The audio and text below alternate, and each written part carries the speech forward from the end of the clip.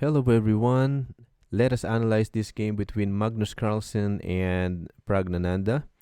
So this is the first of the two tiebreak games that they played in FIDE World Cup, and Magnus Carlsen won this one, which is enough for him to get the title because he drew the second one, and we know that he only needs a draw for the second one for him to win the tournament, and he did. So in this game, Pragnananda opened with e4, e5, knight f3, knight c6, bishop to c4, knight f6, d3, bishop to c5, a4, d6, castles, a5, bishop to e3, bishop takes e3, f takes e3, castles, knight b to d2, knight to e7, knight h4, c6, queen to e1, d5, bishop to b3, queen d6, queen g3, knight h5, queen g5, g6, knight f5, bishop takes f5, e takes f5, king g7, king h1, queen f6, queen takes f6, knight takes f6, f takes g6, h takes g6, e4, d takes e4, d takes e4, rook a to d8, rook f2, rook d4, rook a to f1, knight e to g8, c3, rook to d7, rook e2, rook e7, bishop c2, knight d7, knight c4, rook to a8, g4, f6, rook g2, knight h6, g5, f takes g5, rook takes g5, knight f7, rook g2, rook e6, rook d2, rook f6, rook takes f6, knight takes f6, b4, a takes b4, c takes b4, king f8, king g2, king e7, a5, rook h8,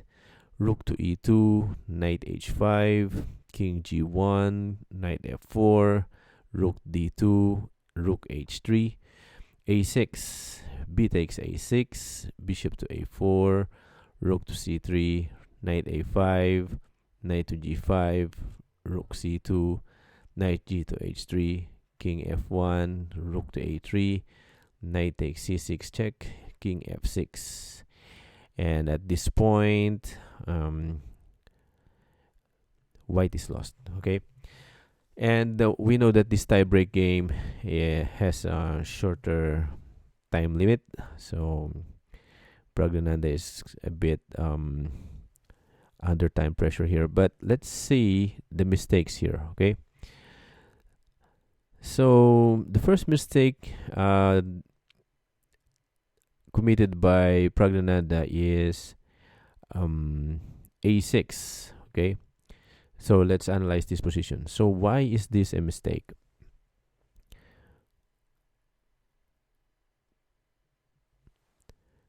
So I think the idea, Pragnananda's idea, is to split the disconnected pawns by offering the pawn on a6 and then jumping to a5 to attack this pawn.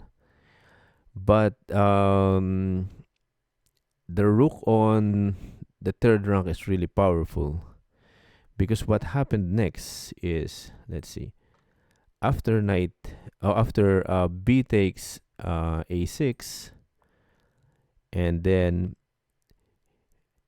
instead of the knight, he attacked this pawn with the bishop. So bishop to a4, and now rook to c3, and this is another mistake, knight to a5. So why is this a mistake? Well, we'll see later. Okay, so knight to g5, and then this is another mistake. So Pragnananda committed mistake after mistake here in the last few moves, which led to his loss. and then knight to h3 check, king to f1, and rook to a3, knight takes check, knight takes c6 check, king to f6, and now there's no more check. And as you can see, these knights here are really powerful. So the reason why Pragnananda's effort to somehow distract black from by making some action on the queen side is that he neglected these two knights here, and the fact that the rook on the third rank is really powerful. So Magnus Carlsen was able to set up a mating net, and it is really hard for white to stop the attack here, you see. So there's a mating attack or mating threat here at the back rank because of the two knights. The two knights are actually attacking these squares here, the squares at the front of the king. And at the same time, this rook is threatening to check on a1, but also is threatening to capture the bishop. So white must do something about the mate, right? And the only logical move that that white can do here is to maybe move his king away from these squares, or maybe bring the rook back to the first rank to avoid being checked by the rook. But either or, it's losing because the bishop on a4 will be captured. Yeah, it will be captured by white. That's the best line for white, but it's losing anyway because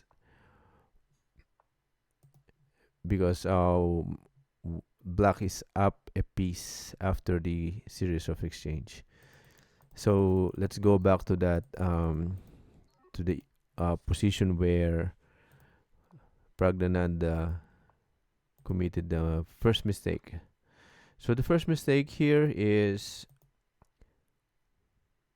knight to a5. Again, why is this a mistake? Because he might have not seen this really strong move, knight to g5, threatening to check the king, and at the same time immediately set up a mating net at the front of the king. So and this is another mistake. Why? Because he could have just brought his rook back to the first rank, right? But instead, he tried to make a trade. He tried to trade his rook, but rook a3 after this check is really powerful. And because it does two things, it attacks the bishop and also threatens to mate on a1.